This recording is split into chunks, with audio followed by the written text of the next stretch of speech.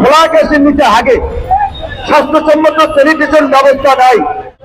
ভারত আজকে নতুন করে ষড়যন্ত্রের নীল নকশাকে বাংলাদেশের বিচার বিভাগ, সামরিক বাহিনী, পুলিশ বাহিনী, বিজিএফআই, এনএসআই, গোয়েন্দা সংস্থা, রাষ্ট্রীয় সমস্ত প্রতিষ্ঠানগুলোকে আজকে নিয়ন্ত্রণে নিয়েছে। গণ অধিকার পরিষদ সহ বিরোধী দলসমূহ এই একতরফা নির্বাচন বর্জনে জনগণের প্রতি যে আহ্বান জানাচ্ছে, গণতন্ত্র পুনরুদ্ধার এবং বাংলাদেশের অস্তিত্ব রক্ষার যে আন্দোলন চালিয়ে যাচ্ছে, সেই আন্দোলনের ধারাবাহিক কর্মসূচি হিসেবে আজকে আমরা লিফলেট বিতরণ এবং গণসংযোগ করছি। আমরা পরিষ্কারভাবেই আমাদের দাবিগুলো আমরা তুলে ধরেছি যে আমরাও নির্বাচন চাই, ভোট চাই। আওয়ামী লীগ জনগণের সাথে গত 10 বছরে দুটো নির্বাচনে প্রতারণা করেছে, বেইমানি করেছে, মুনাফিকি করেছে। কাজী বেইমান, মুনাফিক, প্রতারকদের অধীনে এই দেশে জনগণ ভোট দিতে পারবে না, সুষ্ঠু নির্বাচন হবে না। বাংলাদেশের ইতিহাসে রাজনৈতিক সমঝোতার ভিত্তিতে অবাধ এবং সুষ্ঠু নির্বাচনের জন্য যে তত্ত্বাবধায়ক সরকার ব্যবস্থা প্রবর্তিত হয়েছিল, সেই ব্যবস্থায় আমরা সুষ্ঠু নির্বাচন চাই।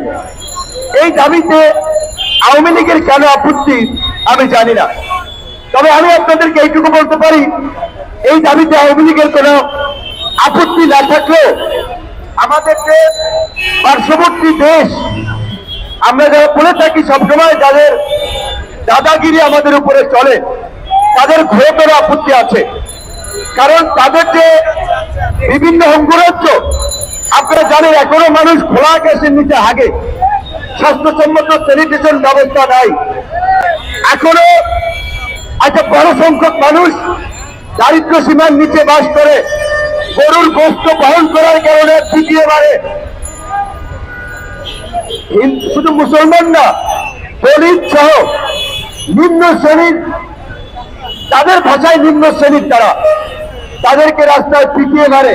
আপনাদের এই সমস্ত চাঞ্চল্যকর ঘটনাগুলো ঘটছে, ভারতে ঘটছে। তো তারা চায় না আমরা ভারতের চেয়ে এগিয়ে যাই। যদি আমরা ভারতের বিভিন্ন অঙ্গরাজ্যের চেয়ে আমরা এগিয়ে যাই, তখন ভারতের মধ্যে একটা চাপ তৈরি হবে। কারণ আপনারা জানেন ভারতের যে 7 সিস্টার্স, তারা স্বাধীনতার দাবিতে বিভিন্ন সময় আন্দোলন করেছে। তো বাংলাদেশ যদি এগিয়ে যায়, তাহলে ওই অঙ্গরাজ্যগুলো উদাহরণ দিয়ে বলবে বাংলাদেশ পাকিস্তান থেকে স্বাধীন হয়ে অর্থনৈতিক, শিক্ষা, স্বাস্থ্যক্ষেত্রে এগিয়ে গেছে, কাজে আমাদের স্বাধীনতার জন্য সংগ্রাম করতে হবে। এই ভয়ে ভারত সবসময় বাংলাদেশকে দাবিয়ে রাখতে চায়, বাংলাদেশকে একটি পঙ্গু রাষ্ট্র হিসেবে আপনার সবসময় দেখতে চায়।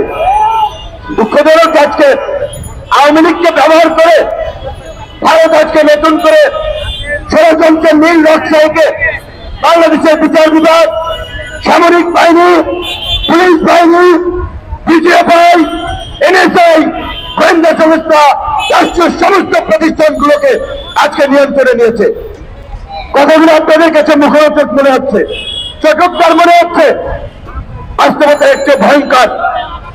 চৌরাঙ্গাতে শুনেছেন না, বাংলাদেশে খায়, বাংলাদেশে থাকে, বাংলাদেশের জনগণের ভোটে নির্বাচিত হওয়ার স্বপ্ন দেখে, দাবি করে যে আমরা ভারতের প্রার্থী। তো বুঝতে পারছেন তাদের ব্যাকআপটা কোথায়।